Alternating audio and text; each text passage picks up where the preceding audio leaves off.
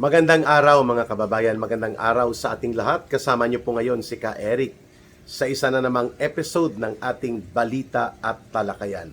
Hindi talaga maampat-ampat at hindi po namamawi ang mga balitang sumasabog sa ating lipunan, lalo na po at patuloy na nabubulok at talaga namang palubog ng palubog ang gobyerno ni Marcos at ni Romualdez sapagkat wala itong kakayanang mamuno ng tama at magbigay ng matuwid na direksyon sa ating lipunan at sa ating bayan.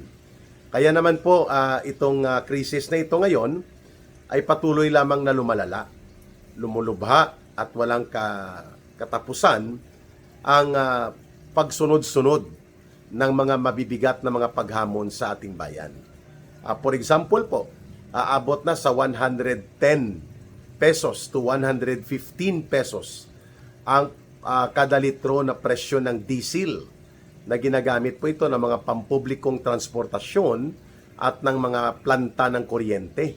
So 70% ng ating konsumo ay mga diesel po yan sa industriya at sa ating pang-araw-araw na pangangailangan sa ekonomiya. Mantakin mo 110 pesos. 2 weeks ago, ito po ay nasa 82 pesos lang. So ang itinaas na, aabot na po sa 28 pesos, mga kababayan. At nakakabahala ito sapagkat walang malinaw na direksyon na mapapatigil ito o ma-stabilize ni Marcos, no? Kahit man lang sa mga antas ng 90 pesos or below 100. Ang gasolina humahabol din po, mga nasa 97 pesos na po kada litro ang gasolina. And then LPG, liquefied petroleum gas, LPG, na ginagamit naman sa ating mga pagluluto at sa mga restaurant at iba pang pangangailangan sa pagluluto. Ganon din po ang petroleum, kerosene.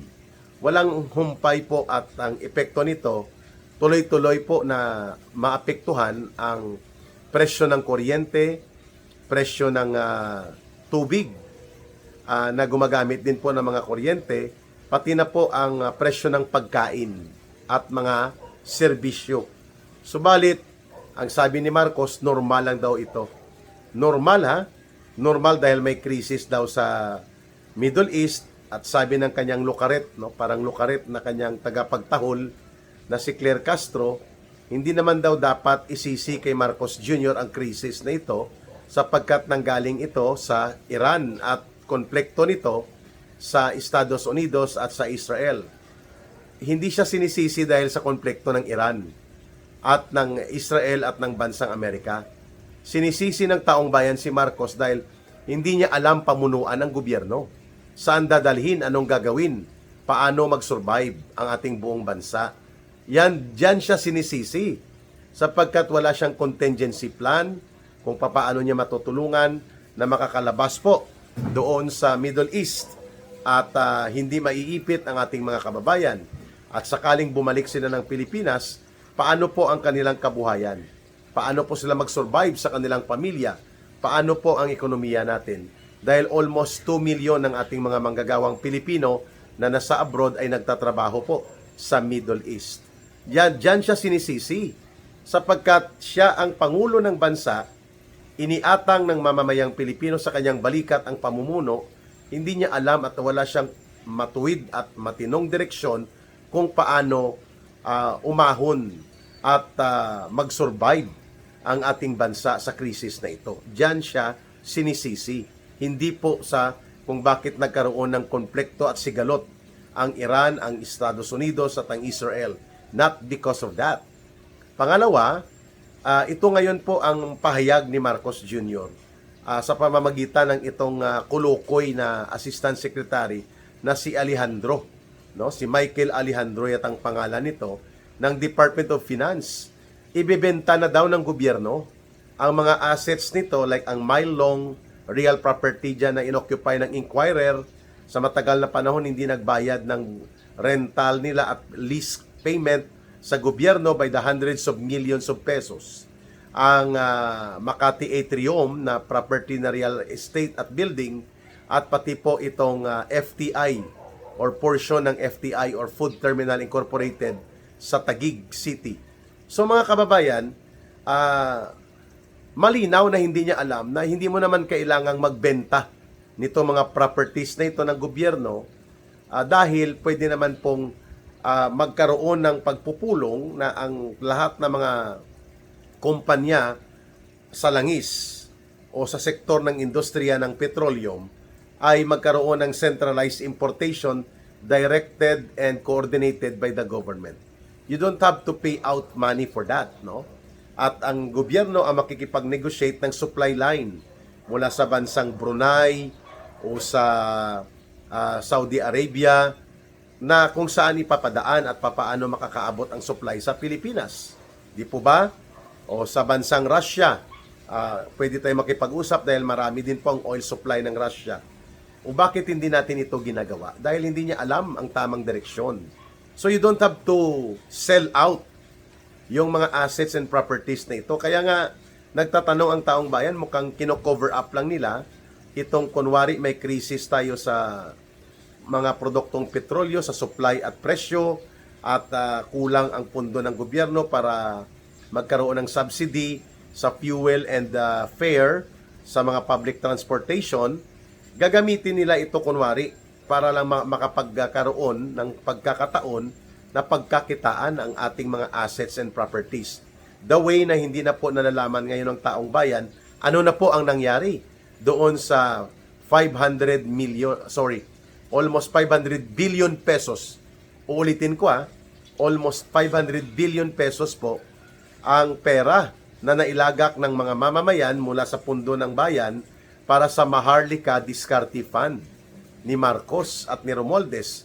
Ginawan pa nila ng special na batas pero walang updates, walang balita, walang report, walang ulat, walang pahayag. Anong status nito?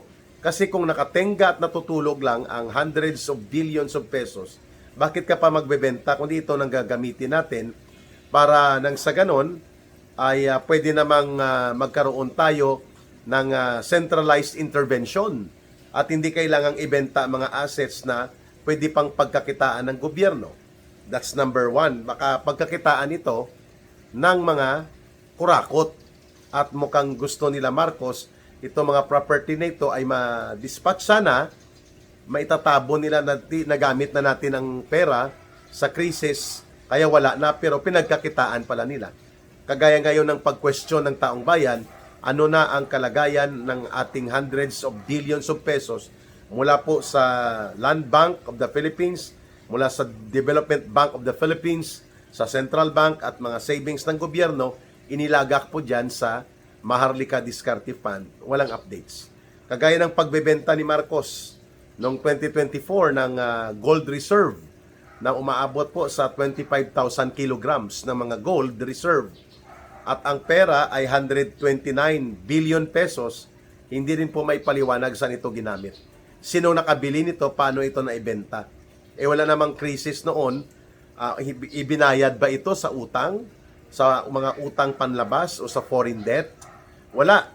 And to come to think of it, na ibinenta ito, ang gold reserve natin ng 25,000 kilograms, kasi 25 toneladas So, bawat tonelada, 1,000 kilograms.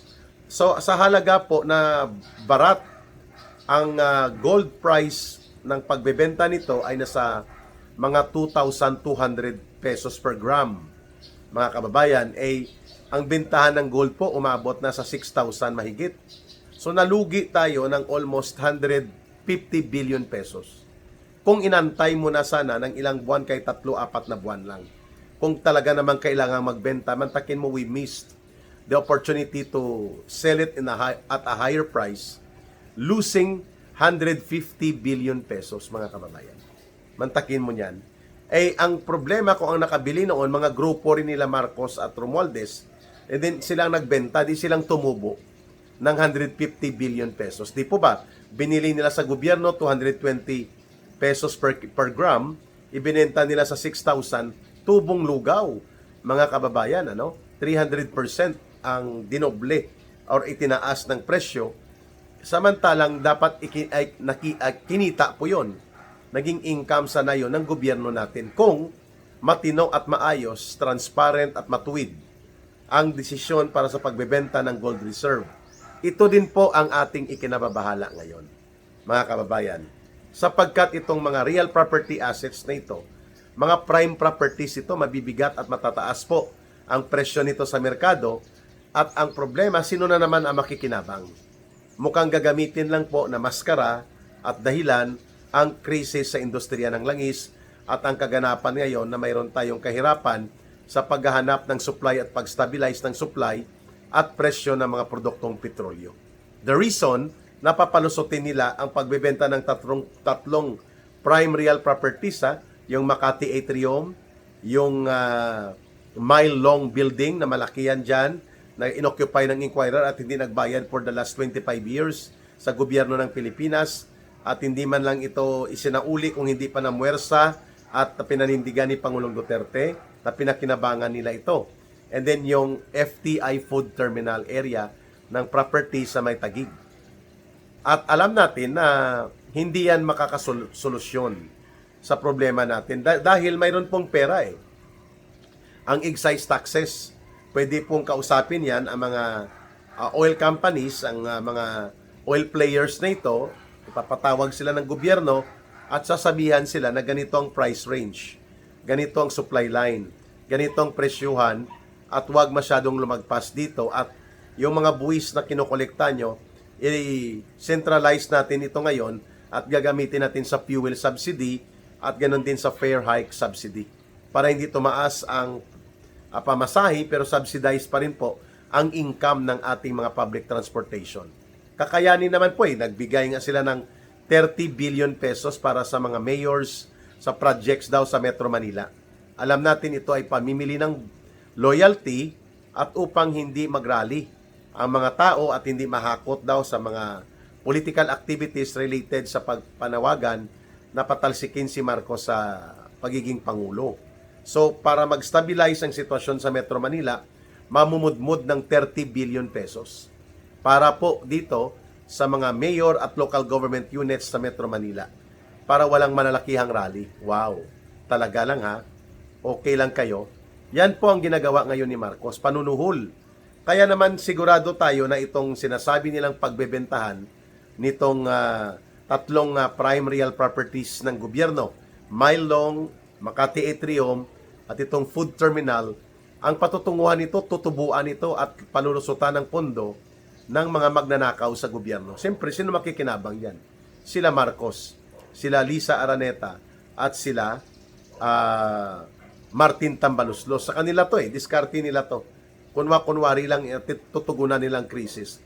Kung kaya pala na magkaroon ng tag 2 million pesos na Holy Week bonus, Easter bonus, itong mga tarantadong swapang ng mga kongresista, bakit hindi tinipon yung pera na yon na nagkakahalaga ng 600 million pesos para yon ang maging fuel subsidy nang hindi magtaas ang presyo ang pamasahe, pero hindi naman lugi ang mga pampublikong transportation, yung mga bus, at pati na ang mga jeepney. Malaking pera po yung winaldas nila Marcos at nila Tambaluslos sa taong ito para magkaroon sila ng control sa mga kongresista na magkakaroon ng Holy Week break, bakasyon grande, tag 2 million pesos minimum ang ibinigay na cash bonus. Samantalang lugmok sa krisis at gumagapang sa kahirapan ang taong bayan, namumudmud sila at naglulustay ng pera na parang sa kanila lang ito to the tune of more than almost 600 million pesos. Mga kababayan, terrible. This government of Marcos and Romualdez is really terrible. Walang damdamin, wala nang pakinabang, wala pang pakialam sa mga mamamayan. Kaya bantayan po natin ito. Ang sinasabi nilang dineklara ng Department of Finance sa pamamagitan nitong isang kulukoy na opisyal nila na si Assistant Secretary Alejandro, na para daw makaagapay sa krisis, magbebenta tayo ng mga ari-arian ng gobyerno. Lumang style na yan. Bulok. Yan din pong nangyari sa gold reserve na kahit hindi ma-justify kung bakit ibinenta ang 25,000 kilograms ng mga gold reserve sa halagang 129 billion pesos na pwede sanang umabot pa sa 300 billion ang value ng gold na yon, nalugi tayo. Hindi lang nalugi sa merkado ng pagbebenta ng gold, pinagkakitaan pa ng mga grupo at mga tao na malaking posibilidad connected din kina Marcos at kina Romualdez at silang kumita. At hindi pa ngayon makikita saan napunta, saan ginamit ang 129 billion pesos na pinagbentahan nito ng gold reserve na ito ng Central Bank. Ayan, walang paliwanag. Kasi nga wala silang pakialam. And then, ang Maharlika Diskarte Fund, pundo din po yan ng mamamayan, hindi rin po nakikita saan na ngayon ang pundong ito sapagkat sila lang nakakaalam nila Marcos. Sila Romualdez. Pero yung ano po ang detalye at status ng hundreds of billions of pesos na ibinigay na pundo ng mamamayan at inilagak nila Marcos dito sa walang katuturan na korporasyon nila itong Maharlika Diskarte Fund, hindi na makikita ngayon anong nangyari sa 50 billion pesos mula sa Land Bank na para sana yan sa microfinance and support ng mga magsasaka, mga manggagawa sa agrikultura at mga mangingisda. Wala. Sa Development Bank of the Philippines ay 75 billion pesos. Wala din. And then sa Central Bank, I think 100 billion.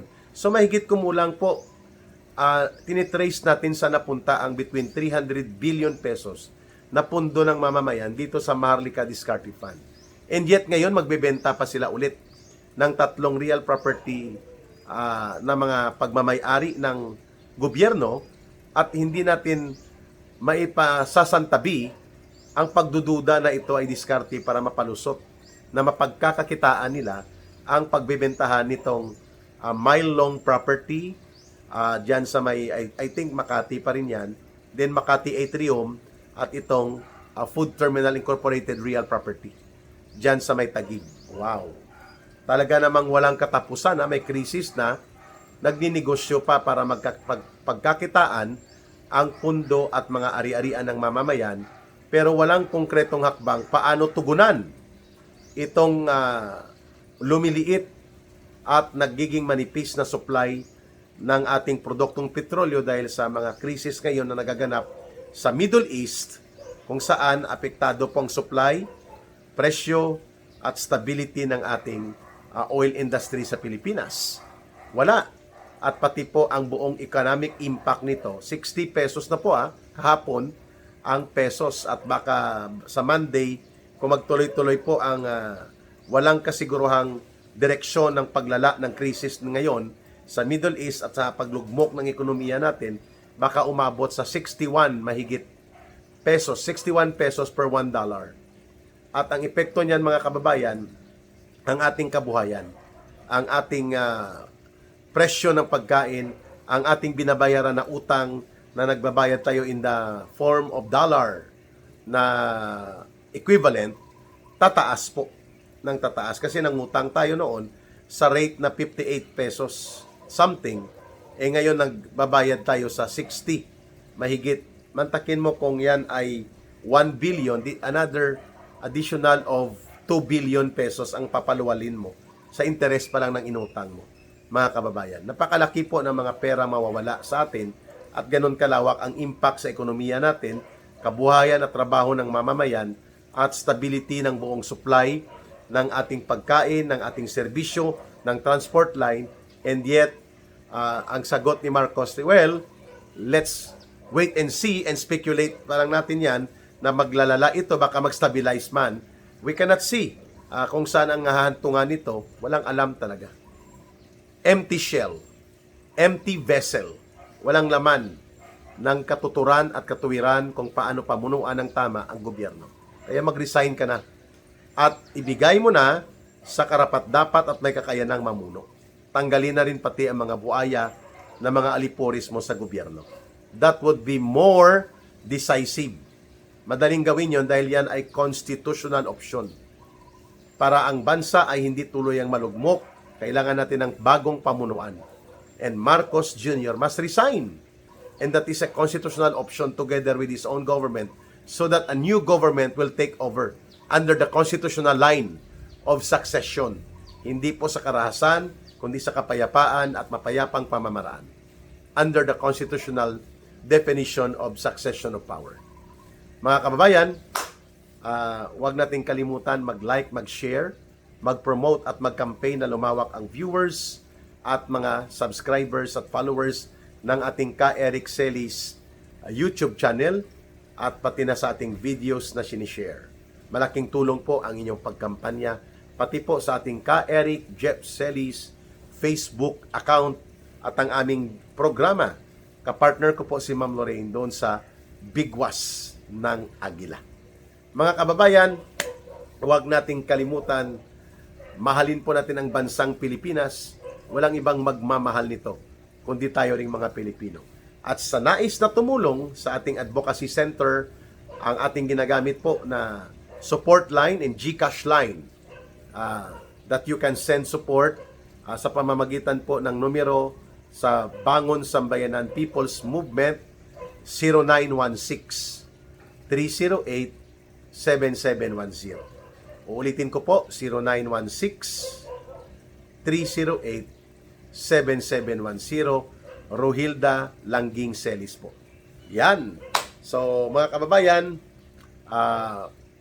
magpakatatag tayo na sana po mag-resign na tong si Marcos, baka hipuin ng Panginoon ng milagro ang kanyang kaisipan at tatanggapin niya na siya ang pinakasentro ng pagkalugmok ng ating bayan dahil wala siyang kakayanang mamuno ng tama at walang direksyon ang gobyerno niya kundi puro pagkakakitaan, puro pandarambong at pangungurakot ang nangyari sa gobyerno niya sa loob ng 3 taon. Maraming salamat para sa Diyos at sa Pilipinas nating mahal. Muli ito si Ka Eric. Bye for now. Maraming salamat.